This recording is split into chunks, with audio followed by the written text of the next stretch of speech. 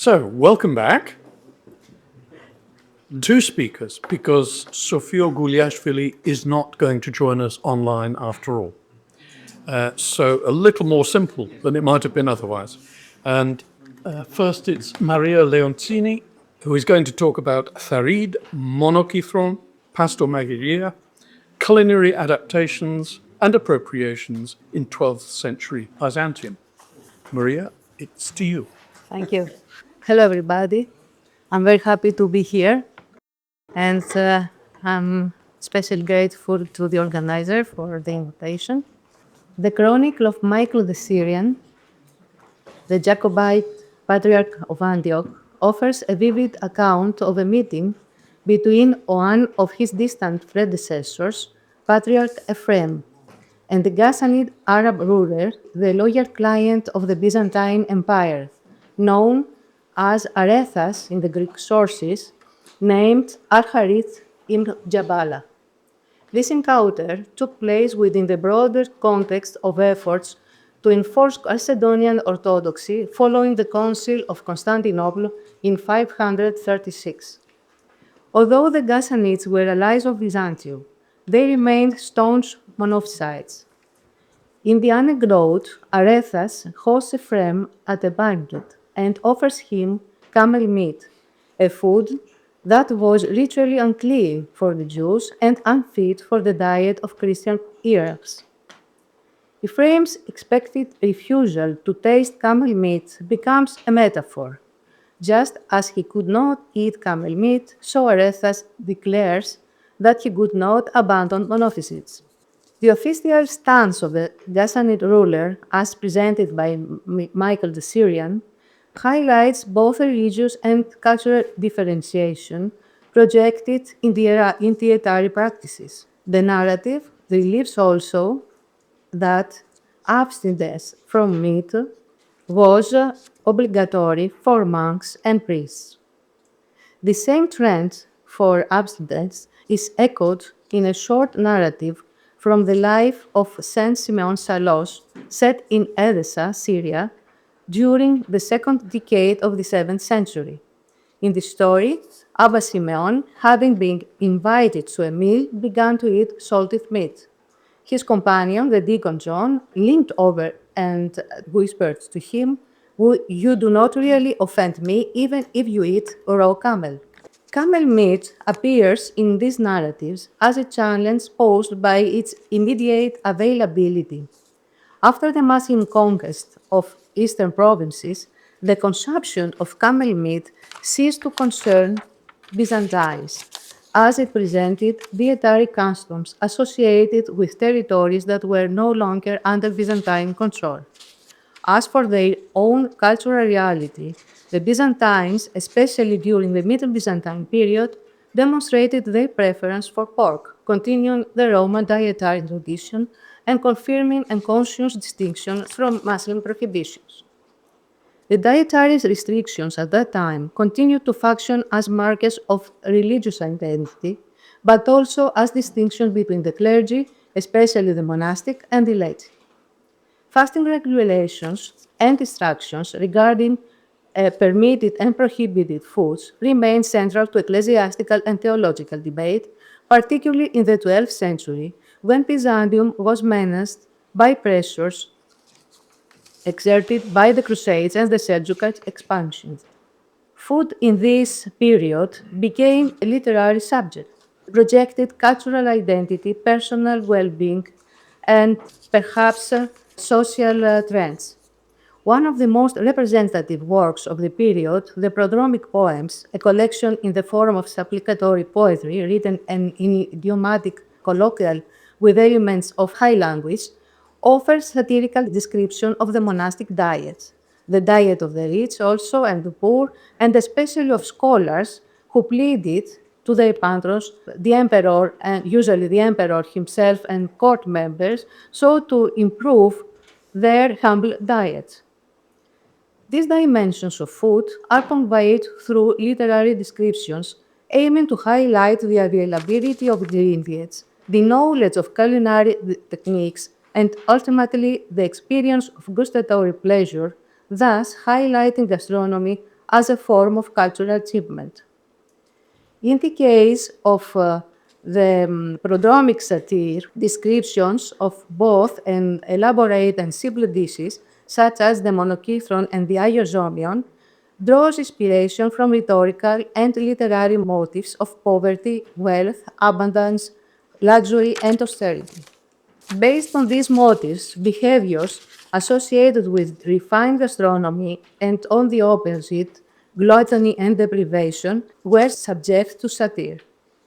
The contrasting presentation of Monokythron and Iozomion culinary preparations, expressed through the idiomatic discourse in the Ptochoprodromic poems, function as means of projecting an articulated and standardized social and cultural identity, which was easily understood and could be entertaining. As another known scholar of the period, Evstathios, Metropolitan of Thessaloniki, noted that Monokythron was a compound work, one kettle pot, used by common people.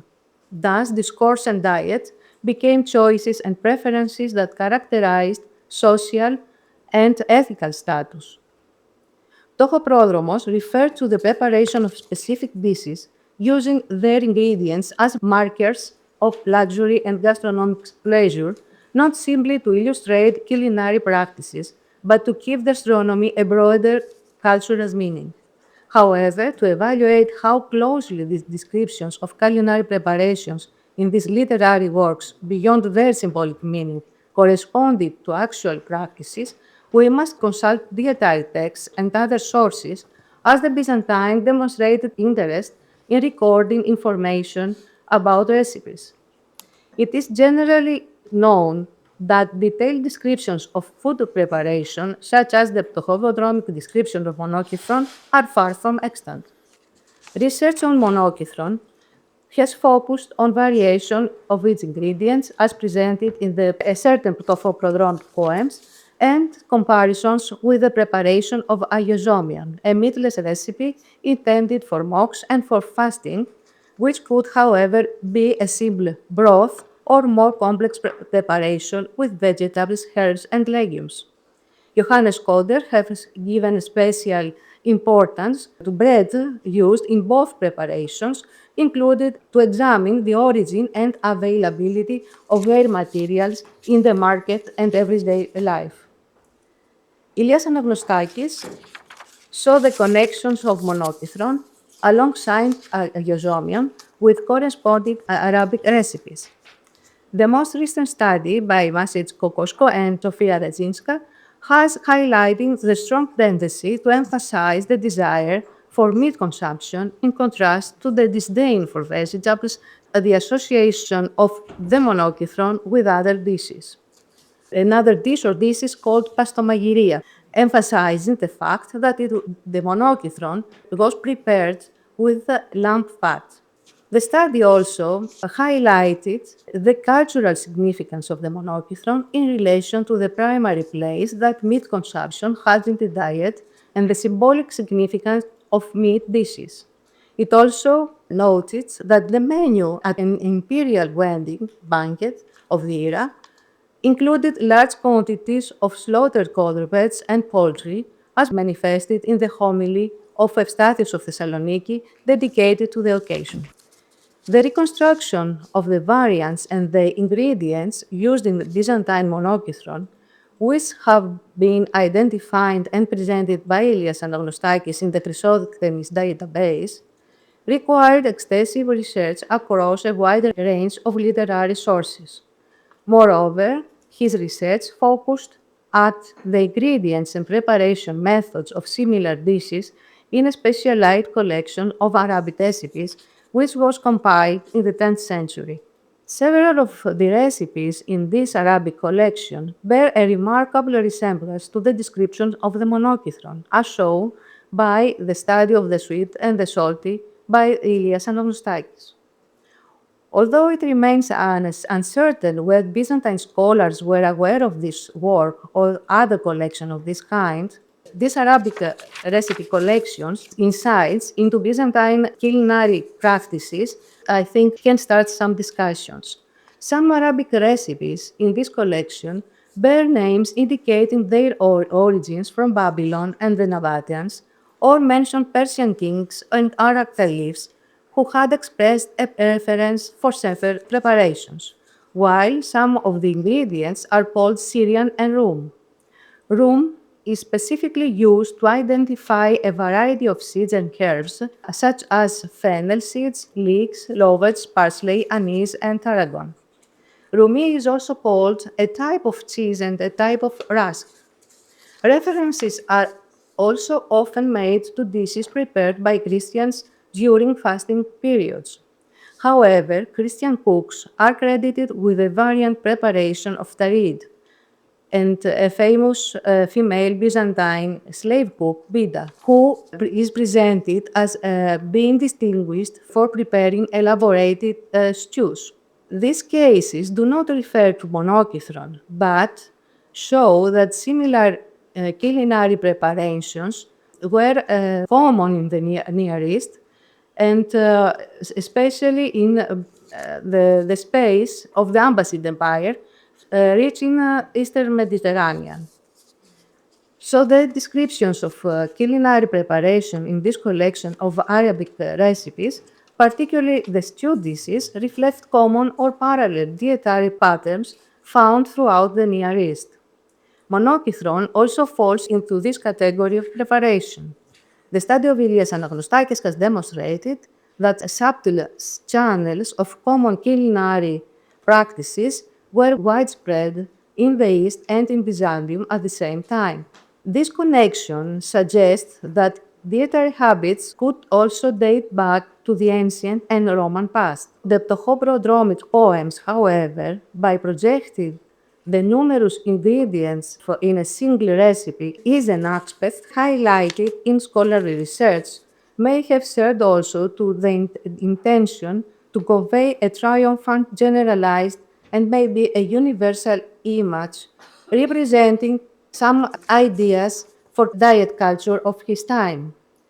If this interpretation holds true, it may apply specifically to the exaggerated presentation of the recipe, which intended to project the high standards conditions of the living of the upper social classes of Constantinople.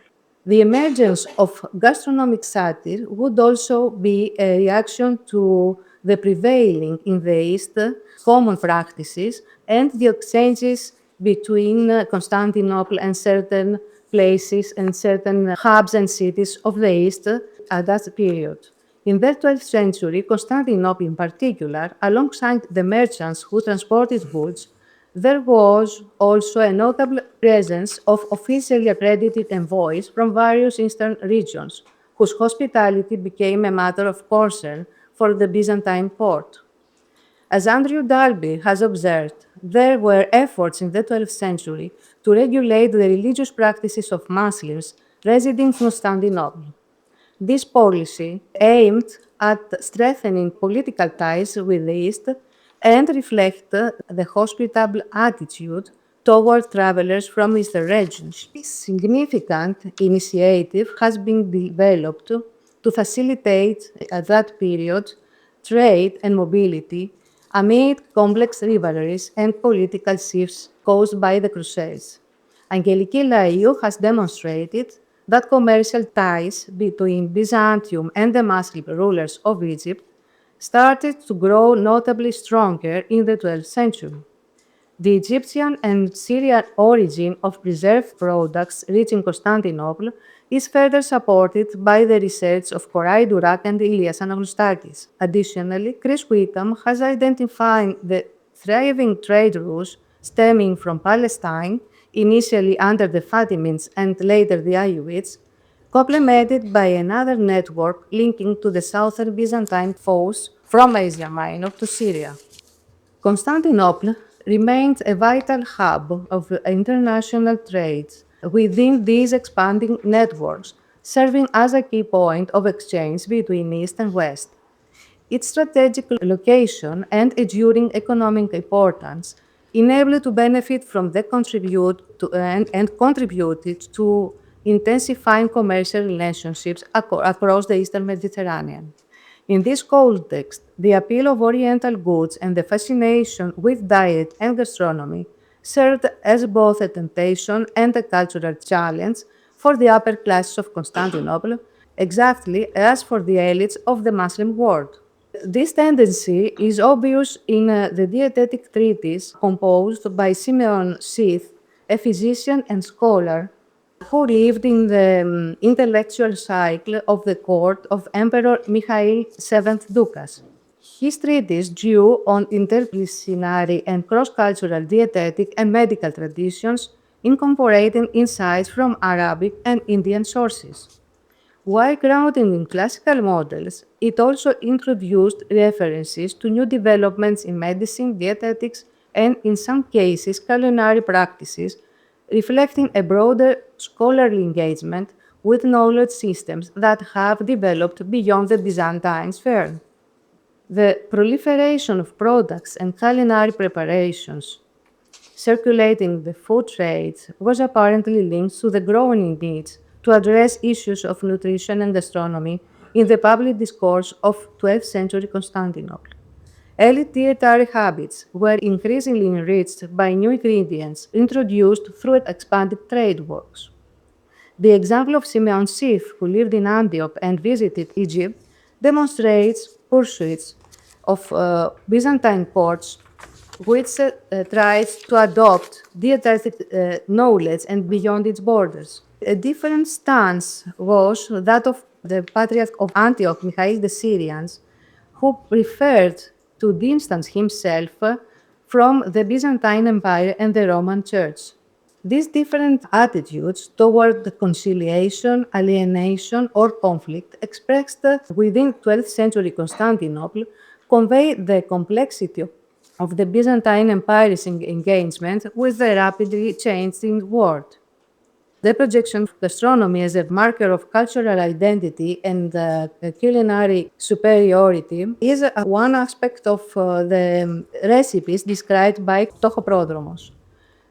It is noteworthy to mention that recipes resembling Monokythron, as already referred, but not mentioned with this name, were described already in the papyri. These recipes refer to preparation with fish or meat. In one recipe, the preparation with fresh and marinated meat was served on pieces of bread. The references are recorded in the Chrysosthemis database. These textual parallels suggest that Byzantine culinary culture, or at least its literary representation, drew on earlier Eastern Mediterranean traditions. These thoughts I have tried to share suggest that Monokythron, although not with all the ingredients presented in the Ptochoprodromic poems, did exist as a culinary preparation. This can be seen in the descriptions of Tharid recipes recorded in the Arabic recipe book I already mentioned. The ingredients of Arabic Tharid are similar to those of Monokythron and Pastomageireia. One type of Monokythron emphasizes the varieties of fish cooked with two kinds of cheese, egg, vegetables, and herbs, while another cooked with laparimea, pieces from parts of animals' belly, which feature meat as a primary ingredient, paralleling several recipes in the Arabic culinary tradition. The variety of fish mentioned in one type of Monokythron and the meat accompanied by lamb fat is another type which reflects the basic ingredients found in other Arabic recipes. The meals in these Arabic collections are recognized as of Christian origin or cited for their medicinal properties. These recipes resemble to the Iosomion. In Tharid, however, meat is the central ingredient. The rich, fatty ingredients and the crumbled bread in Tharid, its serving on bread, suggests that it was similar or nearly similar to the Monokythron and vice versa. Recipes for dishes such as Tharid are typically Bedouin and pre-Islamic. The rich culinary preparations of Tharid and their variations, however, show that these dishes have evolved over time. The known reference to meat by Prophet Muhammad as the noblest food of people of this world and paradise would have been a provocation for the Byzantines who sought to display and enjoy rich and complex meat dishes. The rich Monokythron with fish and the Aiozomion were ideal dishes for the upper classes of Constantinople. Of course, they were really prepared. This could be possible because the fish, at least, and vegetables were available in the markets of Constantinople. Byzantium, and I close for that, and Islamic East adapted and appropriated ingredients, foods, and culinary techniques that circulated across a broad region stretching from Middle East to Constantinople, drawn on a shared foundation of tradition. The populations within these regions, often in conflict, also communicated and traded under varying conditions and at times created opportunities for prosperous living. Thank you. And now it's the turn of Mirosław Kruk, an art historian, I think, from Gdańsk, a professor too, with a doctorate in Krakow. Diet of the painters of King Władysław Jagiełło. In the description of the archaeological Polish-Ruthenian exhibition in Lviv in 1885, there is a significant passage describing Jogaila's, that is Jagiełło's, foundations. I quote, "We know that in the years 1393 and 1394, Jogaila brought Ruthenian painters from Vilnius to Krakow, and wanting to have always before his eyes those sacred figures on blue backgrounds, with all their solemn and awe-inspiring eloquence, he ordered them to paint the Wawel sleeping chamber in Byzantine style." And further on, "Not only that, but on his instructions, these painters also decorated in the same way the entire interior of a monastery church on Łysa Góra near Słupia, famous for the relic of the Holy Cross. It must have been a rich decoration for which the king spared no expense, as from contemporary accounts we know how much pad gold, not to mention other paints, were ordered. The painters themselves were undoubtedly unusual, as they were treated in a lavish manner for their time. From the royal accountant's notes, we learn that there were 11 Ruthenian artists from Vilnius, together with servants, that they were sent white and red wine, figs, almonds, raisins, and rice, that all the costs of their upkeep were paid, and that when their work was finished, 11 horses and as many fur coats were brought for them, so that they could safely return to Vilnius in winter. So it is the large passage concerning these painters. Unfortunately, the murals in the aforementioned church haven't been preserved, but we can indirectly infer their appearance and program from the preserved murals founded by King Jagiełło in churches built along the Vistula River on the route linking Kraków and Vilnius, that is the capital of Kingdom of Poland and the Great Duchy of Lithuania. For example, let us take a look at the paintings in Wiślica, Sandomierz, Lublin, and latest in Holy Cross Chapel of Wawel Cathedral. So we can see a little town in Wiślica and on the Vistula bank with murals preserved fragmentarily in presbytery. We can see the remains of Orthodox paintings in eastern part of church. Another larger church in larger town, Sandomierz, again on Vistula bank, dedicated to Virgin Mary. And we have full program realized, Orthodox program realized in presbytery again. And recently they discovered murals also on vaults. Lublin is the oldest example, exactly dated, realized in 1418. And again, we should realize that it was hidden and discovered at the turn of 19th and 20th century, as other murals. In this case, murals covered the all walls and vaults of the church. Latest example, preserved in Holy Cross Chapel at Cathedral at Wawel Hill, was realized late in 1470, so during the reign of Kazimierz Jagiełło. It is the last example of Orthodox paintings introduced into the Catholic interior. In total, 3 chapels in cathedral were decorated with Orthodox paintings, and we also know that King Jagiełło commissioned painters to decorate his bedroom. In fact, the aforementioned court accounts record the provision of flake gold, patched zlotto, and various paints, including cinnabar, for the painters. In addition to 2 barrels of red and white wine, there was also an elaborate assortment of nuts ordered for the painters, including figs, almonds, rice, sultanas, and cinnamon. Długosz, in his Liber Beneficiorum, confirms Jagiełło's role as founder.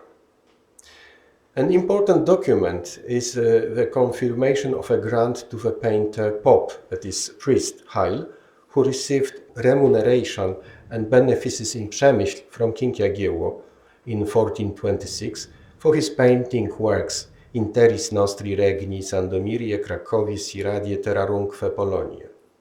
Bożena Wyrozumska, analyzing this document, came to the conclusion that the royal donation was not as generous as traditionally assumed.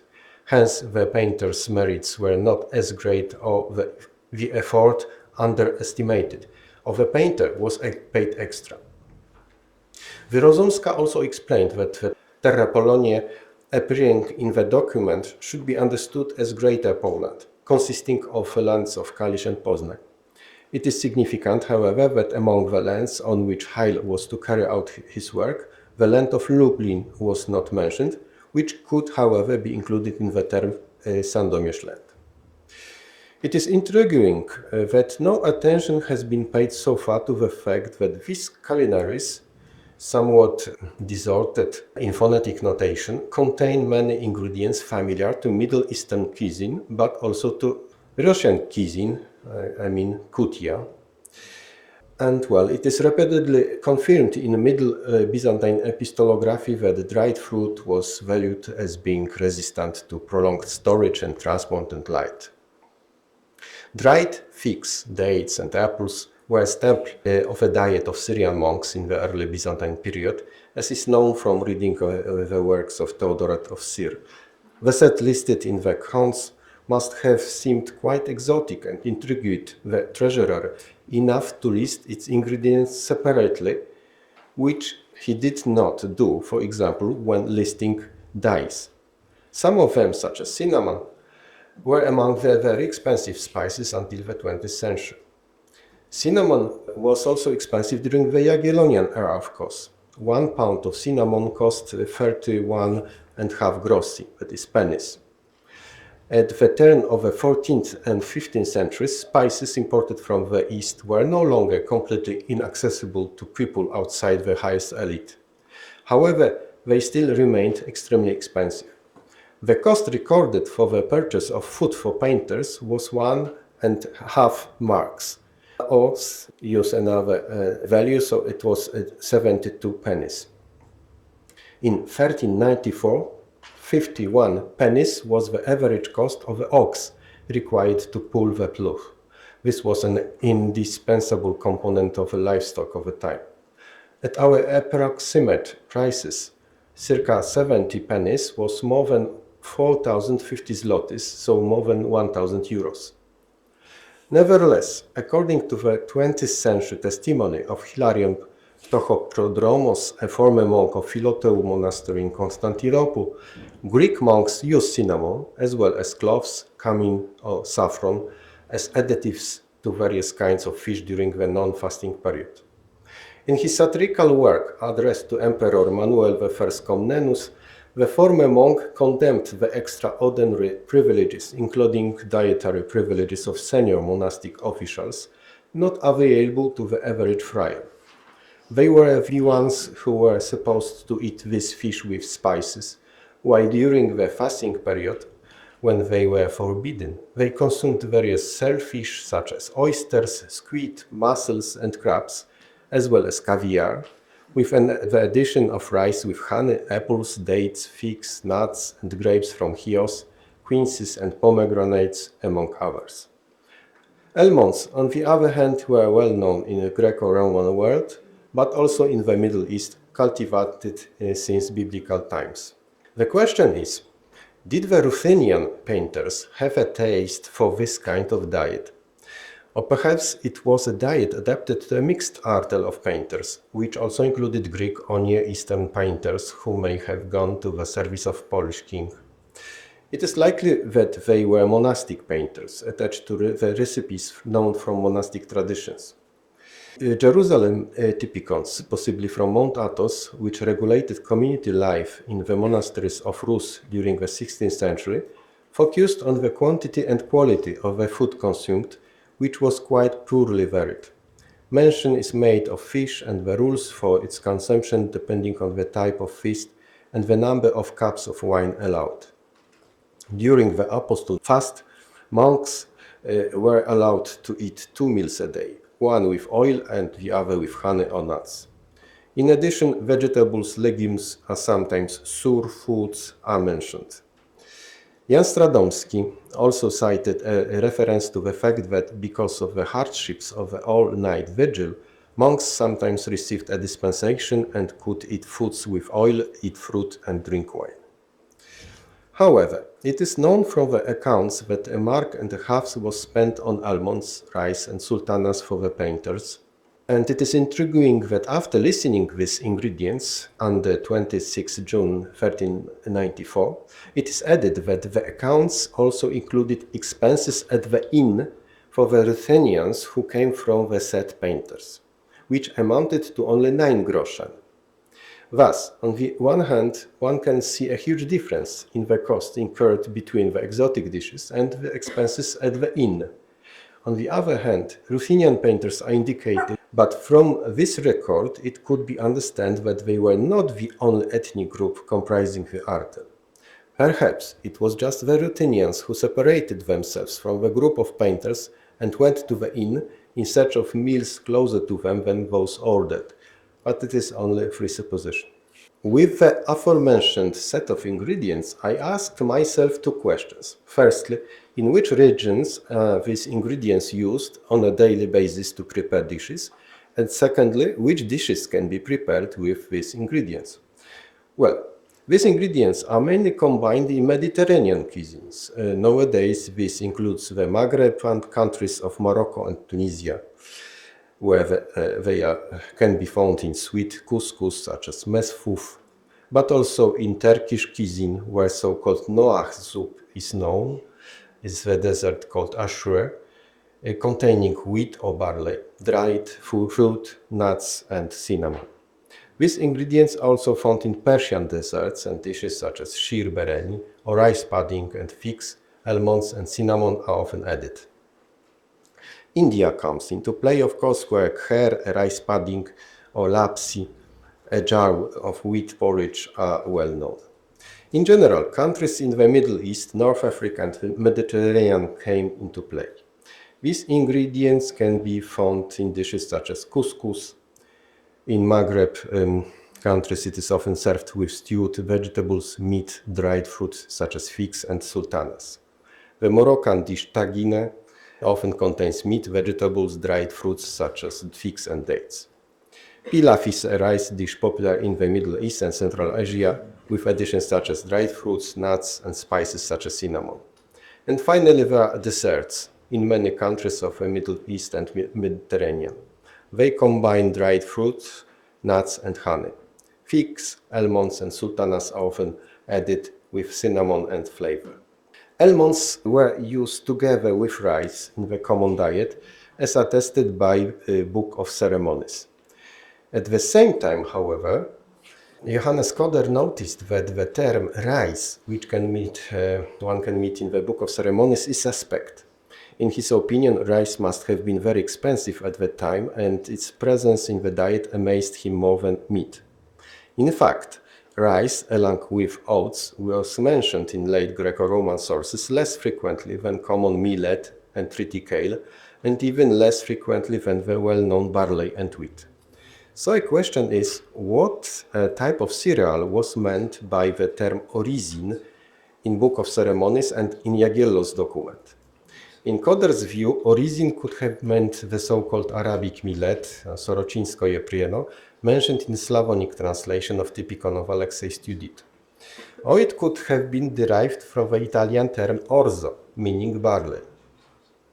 It should be remembered that it is barley in Persian and Arab cuisine that is sometimes cooked sweet with addition of dried fruits, cinnamon and nuts, making a nutritious breakfast or dessert. Similarly, in Morocco, tafernut is a traditional barley dish enriched with dried fruits, cinnamon and nuts. And finally, what seems most likely should be considered, given the potential origin of painters, is old Greek ceremonial dish called koliva, prepared with cooked barley, dried fruits, almonds, cinnamon, and sometimes pomegranate, and served mainly during religious ceremonies. These considerations lead us to conclude that it is wrong and unjustified to overlook the issue of painter's diet. This is also because, based on the only record of remuneration, it is indicated that the team of painters was led by Pope Haile, who was to receive a grant of land near Przemyśl from the king for his work. On this basis, many researchers draw the conclusion of a Ruthenian, Ukrainian origin of painters, even though the style of the paintings, for instance the Sandomierz murals, is ambiguous and indicates the use of Balkan patterns. It is possible to consider, whatever, that description of ingredients doesn't refer to kutia after all, but the basic ingredients, that is poppy seeds and honey, are missing. This clue related to the painter's diet seems in any case relevant and worthy of consideration in view of the rather unambiguous nature of our food, which dictates that it should be associated with Mediterranean cuisine.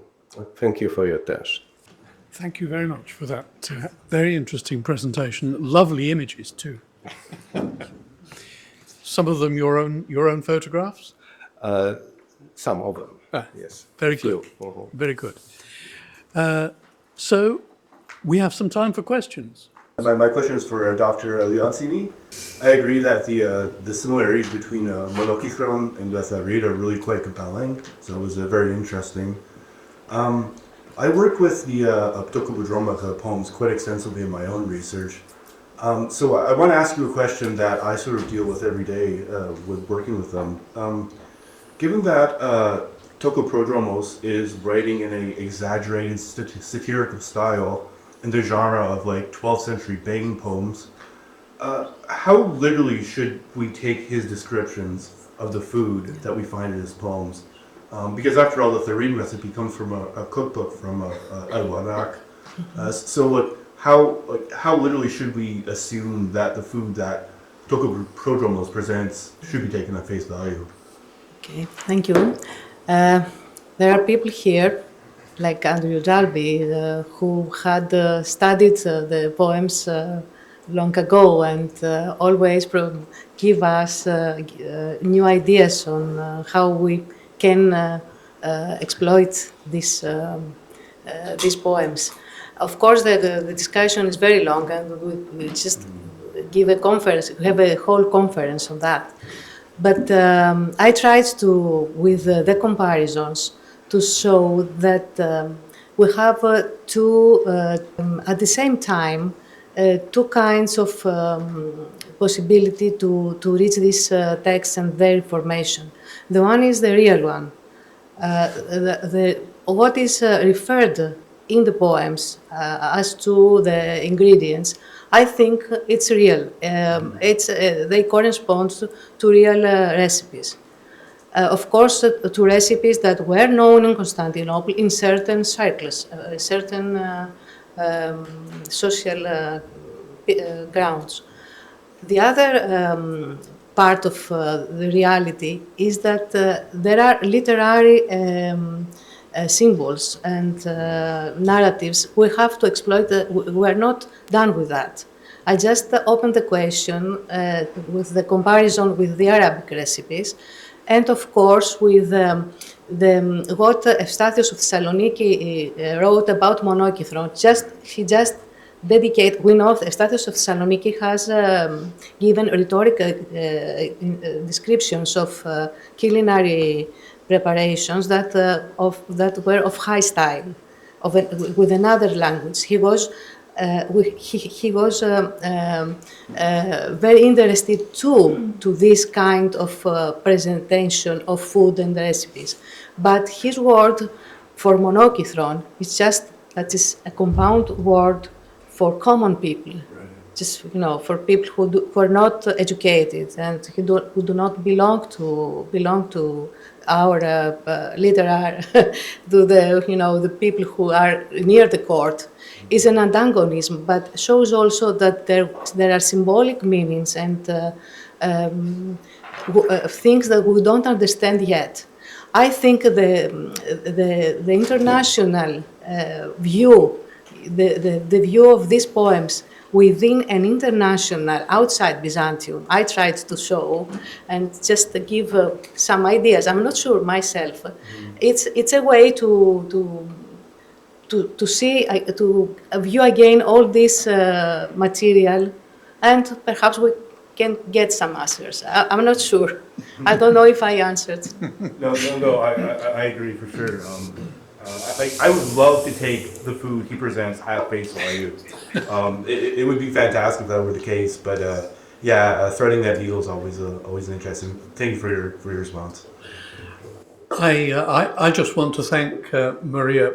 I'm not sure that I deserve her reference for deep study of Ptochoprodromos. I think Ptochoprodromos is very difficult to interpret, and I certainly don't think I found the answer to there myself. But the reference to Evstathios is very interesting. I didn't know that, and it's good to know that his view, at least of the word, and his confirmation that it existed. Miroslav, do you want to comment? You quoted Ptochoprodromos I as have well. quoted him because he's a very intriguing person. So I only wanted to give this list of dishes which were eaten during the land, which were quoted by Ptochoprodromos, and he indicates this great difference between a diet of friars and this elite, monastic elites. Yes. And is he exaggerating the difference? I think this is a It was a satirical note.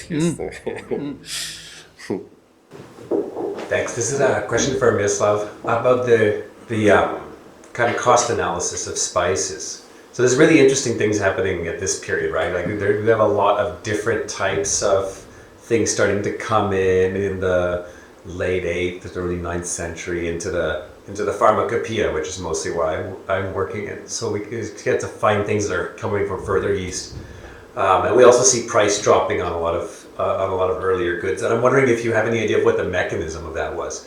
Why all of a sudden did cinnamon cost less money? Why did nutmeg start to cost less? Why, what was driving the kind of drop in prices? Was it abundance? Was it adulteration? Like, is there some sense of what was going on and why these things would have gotten cheaper? If you've come across anything. I cannot explain it. So if if I understood well, the question concerns why this. Why did they become? Why did they become less expensive? So you mentioned they became more accessible to people. So even though they're prohibitively expensive to somebody of kind of normal daily wage means, they were still being able to be used to pay to put in a painter's dish, right? Like this was a. So what happened in the global economy that allowed? I cannot explain it. Use this way? I don't know, really. What's the date that we're talking about at which it became at which they became less expensive? At what would that? Yes. So this is what is this? I think this is that you're working on like 14th century. It is turn of 14 and 15, yes? Right. Yeah. Yeah. No, I can't think of an explanation either. Perhaps it's the Ottoman. Well, maybe I will ask you, what do you think about this rice? Is it Yes. is it possible that they eat rice or rather or barley? Has anyone idea? We have experts here who have published on that, but I think it was rice. I don't know. Rice, really? Yes, I was about to ask that. And thank you for your paper, and you put it in another dimension, which I have not think about because I don't know the period. Okay. Well, Because Coder yes, of course. thinks rice Is Obrizan, is rather exotic, and it could be orzo, is rather Yes, of Italian course. orzo, so barley. But rice was already known. It in was these known. sources. Yes, it was known. Yeah, grown in the Near East. Yeah. Yeah. My impression of rice is that it was known but extremely uncommon.